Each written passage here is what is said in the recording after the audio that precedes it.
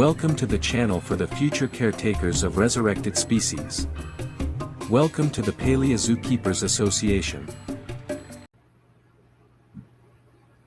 Oh, hello there. Welcome to this Paleo-Zoo-Keeper Association Special. My name is Austin. Dragons. Much like Tyrannosaurus and many other famous animals, they basically need no introduction. Fantastic creatures of myth and legend that are known throughout practically every culture in the world.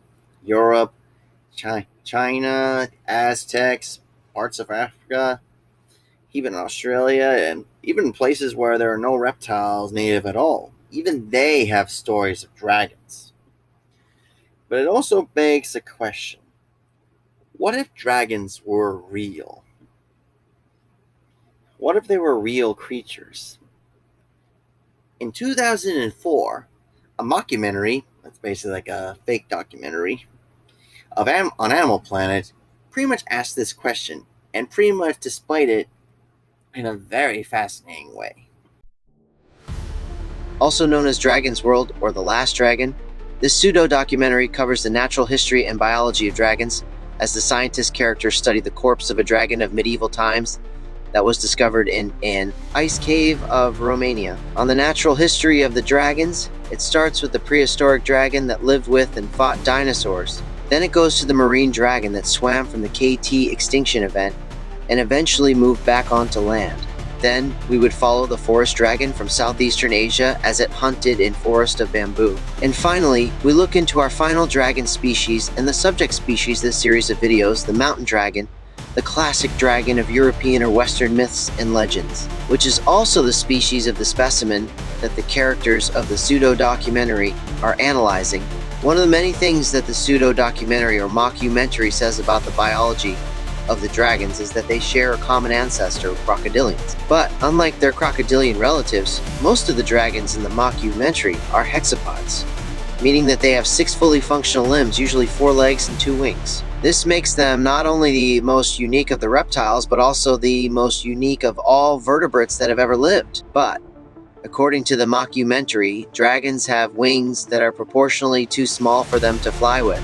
So, to compensate for this, they have a pair of storage sacs in the chest cavity that are filled up with predominantly hydrogen gas that was made by the special bacteria that lives in the guts of dragons. In theory, it claims that with these so-called flight bladders, the dragons would be lighter than they really are and could fly. And, as most people would want to know, how do they breathe fire?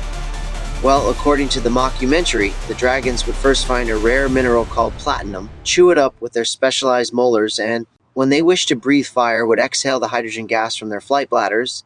When the hydrogen gets in contact with the powdered platinum, the gas combusts and becomes fire. The interior of their mouths are almost armor-plated, and they even have a fleshy valve in the back of their throats that are similar to the false palate found in the throats of crocodilians. Only it's used to keep fire out of their lungs rather than water. You know, if what goes on in this mockumentary was real, and dragons were real, and we were able to resurrect them, how would we resurrect them? How do we rear them in captivity? And if possible, how would we reintroduce them back into the wild? Now, mind you, when I go through this process for these 3 videos, I will go mostly in canon with what's been stated in the mockumentary, specifically both the original British version and the Animal Planet version. Although I will also include some of my own conjectures of the dragon's biology, behavior, and everything else. But that's basically how we're going to go with premise. So, let's begin with the dragon. Out of the 4 dragon species of the mockumentary, we will focus on the mountain dragon, the classic, large, 6-limbed, having 4 legs and 2 wings reptilian predator that flies from the mountains raiding livestock and breathing fire. In the terms of size, we only have 2 specimens that will give us some idea. First specimen, the infant that was first found, is said to be around 900 pounds to 950 pounds, with a wingspan of less than 20 feet. That's, for anyone who knows anything about flight, that's too small for an animal that heavy to be able to fly. And this will lead to the flight bladders hypothesis presented by Professor Jack Tanner. But we'll get into that later.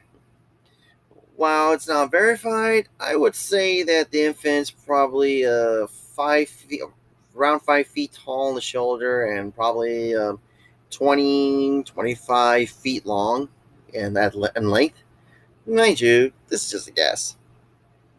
The mother, who is a fully grown dragon, the second specimen that was found later on, was considerably much larger than the infant, although we don't know the specifics on how much bigger she is. I would say my best guess is that she's probably like 2 or 3 times bigger than the infant. So while it can still be a bit debated, I would say that she's probably around 7-8 feet tall on the shoulder, 35-40 feet long, but probably weigh between maybe 1,600 to 1,900 pounds. And mind you, this is just a guess, but since we don't have anything verifying that, but for the sake of these videos, we'll go with these numbers for now. And if my assumption is correct, then that will make the mountain dragon the largest flying animal known to ever lived, much bigger than the Quetzalcoatlus, which is known to weigh around between 400 and 500 pounds. So, a flying reptile that's basically between 1,000 and 2,000 pounds, or close to a ton, it's definitely a very big flying animal. Not counting the prehistoric dragon, we don't know the size specifications of that dragon. While it's uncertain when the mountain dragon arrived, we do know that they originated from the east, following the large herds of megafauna, woolly mammoths amongst them, around during the Ice Age. When the Ice Age ended and the continuous forestation of Europe commenced, it can be presumed that the dragon populations plummeted, but it is possible that the survival of some of its prey, such as wild boar, several species of deer, European bison, aurochs, and tarpons, was able to help them survive for a few millennia. However, as humanity developed agriculture, destroyed habitat, and progressed, this put them in competition with the dragons that evidently pushed them to the more remote parts of Europe. Then, the mountain dragons went extinct in the late 1400s, 1470s, more specifically due to habitat destruction and hunting by humans.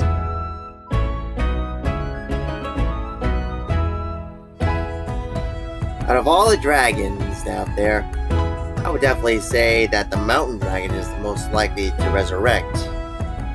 One, first and foremost, that we already have a couple of specimens of these dragons, even a stool sample of a dragon, and each one represents a different individual. And what's even more interesting is that since it turns out that mountain dragons have a blood protein similar to that of polar fish that act like antifreeze for their bodies, that as soon as the dragon dies, they will freeze very, very slowly. Not as fast as like it usually is, but it'll probably be enough to be able to help preserve the cells and the DNA quite nicely. However, considering that, since we have not been able to properly clone egg-laying mammals like birds and reptiles, we're not going to be able to clone dragons to use the regular way. Most likely we'll be able to resurrect a dragon is by genetically engineering a close related living relative of the dragon. And what animal would that be? Well, it might actually be one that is not too dissimilar from a dragon. According to the study done on the first dragon specimen, it is quite possible that dragons and crocodilians have shared an ancient common ancestor in the past. With this in mind, it would be logical to assume that the closest living relative to the mountain dragon would be the crocodile. Both animals are reptiles, and it even turned out that the crocodile's ancestors were warm-blooded at one time, as one would assume flying dragons would be. Mind you, however, that crocodiles and dragons are very different from each other in many ways, from being able to breathe fire, fly into the air rather than swim, are warm-blooded instead of cold-blooded, and even the fact that crocodiles are tetrapods having 4 limbs, and the mountain dragon is a hexapod having 6 limbs. So this would mean that it would take a long time to modify the crocodile genome with mountain dragon DNA to make something close enough to a dragon as possible. Even if the dragon might not be considered as a pure dragon, this would be how it would be for many extinct species that will be resurrected, and that is something that just has to be accepted.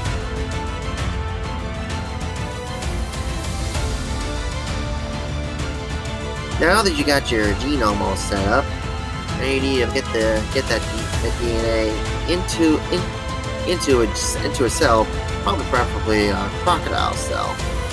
And then once you do that, you're gonna need to do something that's a little different than conventional cloning. Like I mentioned, that we haven't been able to clone egg-laying animals like birds and reptiles as of yet. Until we do, we're gonna use this one strategy.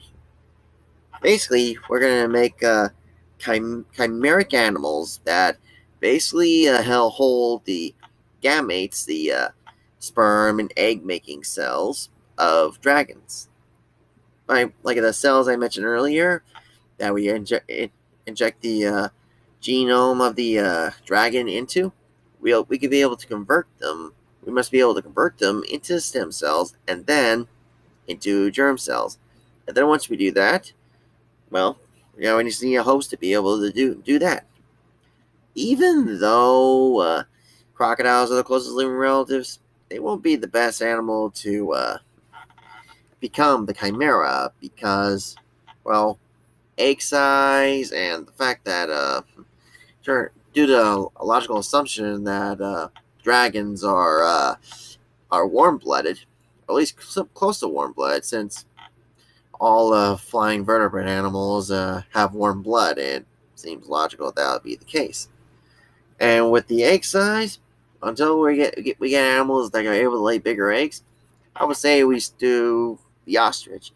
Have 2 sets of ostrich embryos that have their gamete cells removed and replaced with the dragon gamete cells, so that you will get ostriches that can produce the sperm and egg cells of dragons. And then once those chimeric embryos mature and get to breeding age, then we could be able to breed them, and through that, we could be able to get embryos that are in ostrich eggs, or at least that ostriches could be able to lay dragon eggs. To make certain that the eggs do have embryos within them, keepers would need to use a technique called candling. Candling involves shining a bright light through the egg to visualize the developing embryo inside, allowing you to see blood vessels and other signs of life. Typically done in a darkened room with a specialized candling device. This is a standard practice in ostrich farms, and when embryos are confirmed in the eggs, they will need to be incubated. But once you get to this point, to the incubation point, there is one interesting dilemma that is unique for the dragons. While birds would normally incubate their eggs with their body temperature, and crocodilians would incubate their eggs with either sand or a compost pile of vegetation, the mountain dragon has a much more extreme and direct method of incubating their eggs, with their fiery breath. According to the fieldwork of Professor Jack Tanner, mountain dragons lay their eggs in a mound of rocks similar to a small cairn, and use their fiery breath to heat these mounds up so the eggs can incubate in the frigid temperatures of the mountains. While the chimeric ostriches could possibly lay the dragon eggs, our current incubators might not develop the amount of heat as is typical for a dragon's nest. However, our incubators could still be adequate enough to incubate the eggs, as long as the temperature never dropped below 60 degrees at any period of time. While our incubators can definitely do this, there is a possibility that the resulting chicks would most likely hatch one gender more so than the other. Exactly like crocodiles, temperatures would seem to influence the gender of the dragon chicks. Cooler temperatures would encourage the development of females, whereas hotter temperatures would encourage the development of males. Since we don't know the temperature threshold that would make a embryo male or female in dragons, we know that in crocodiles, around 86 degrees Fahrenheit would produce females, 93 degrees Fahrenheit would produce males, and somewhere in the middle it would make it a mixed clutch. It would be most likely that with our current incubators, we will most likely get female offspring from the dragon eggs. While we currently do not know the incubation period of mountain dragon's eggs, we do know that since their eggs are large, we look at animals that have similarly large eggs, like rat-type birds and large dinosaurs, it's most likely the incubation of these eggs would be for months. And when the egg hatches with the baby dragon, a most fascinating mystery will unfold.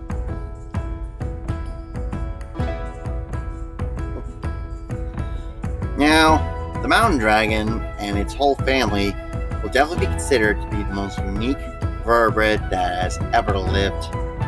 And not because of the fire breathing, though that is definitely unique. It's nothing compared to the one interesting aspect of the mountain dragon and its relatives, that they, like mentioned before, are hexapodal vertebrates. Now, pretty sure as anyone who's taken a biology class can tell you that every other vertebrate that has ever lived only had 4 functional limbs, not 6 like this dragon here. Like birds, fish, mammals, amphibians, and reptiles, all are tetrapods of just 2 pairs of limbs, arms and legs, hands and feet. Even flying animals like birds just have wings and feet.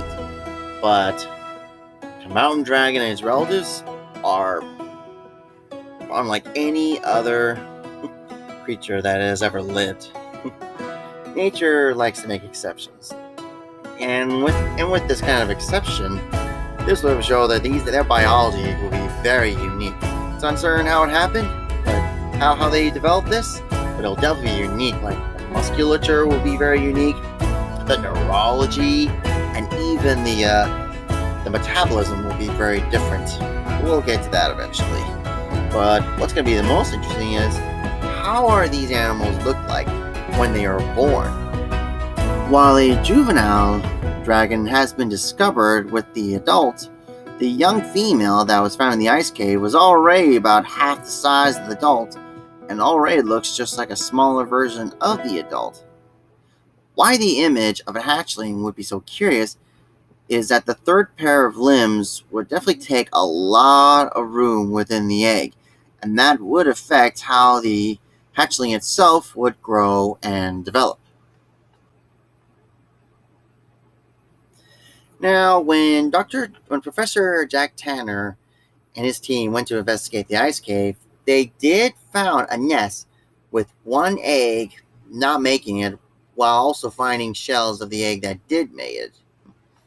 Now, mind you, the size of a dragon egg was bigger than an ostrich egg. I forgot to mention earlier in the video that it could be done if hatching animals outside their shells is definitely possible.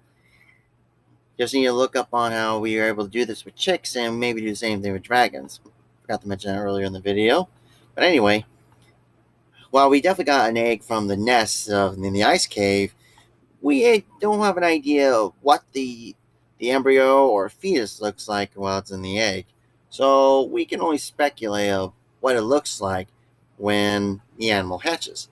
And in this case, I have 2 theories or 2 possibilities or scenarios of what the infant dragon would look like once they are born, and how would that affect them.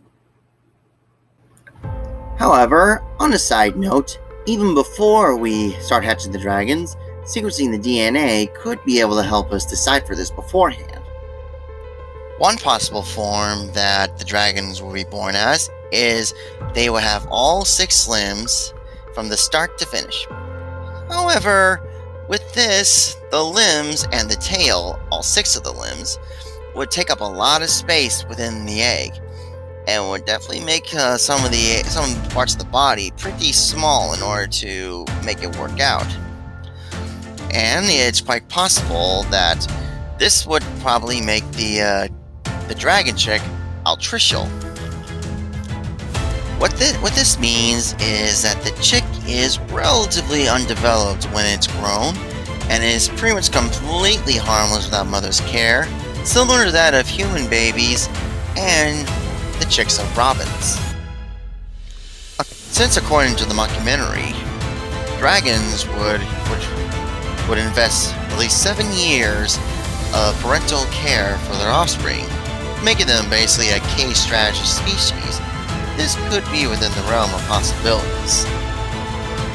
The other form that the dragon chick will be born as is basically it will be born with its forelegs well developed, but its wings will come up undeveloped or not there at all, and they will grow as the dragon chick grows. This would provide more space for the legs and tail in the egg, and this will allow the dragon chick to be born at a larger size and be more developed. This could make the dragon chick precocial, meaning that the chick will be able to walk and feed itself shortly after hatching, much like chicken chicks and crocodile hatchlings would. While this would make the dragon chick more precocial, be able to defend itself for a little bit, it would still need its parent's intensive protection, since its wings will be immensely undeveloped upon birth and would not be able to fly away from danger until it's reached full maturity. Much like how tadpoles will grow their limbs to become frogs, the precocial drake, that would be my given name for a dragon hatchling in this possibility, would need to grow their wings before they become full-fledged flying dragons. While we don't have any proof from mythology that dragons grow their wings as they mature, some mythical creatures have been known to be able to do this. So, coincidence? One form of proof I can say that might support this idea is that the juvenile dragon, the first dragon specimen that they found in that cave, when they measured the juvenile's wingspan, they noticed that the wingspan was pretty short for an animal of its size to be able to take flight. And this pretty much led to the theory of the flight bladders, but we'll get to that in the next video. But basically, maybe the reasons why the baby dragon had such short wings was because that its wings were still growing, and they haven't reached the wingspan necessary to be able to create lift as they fly.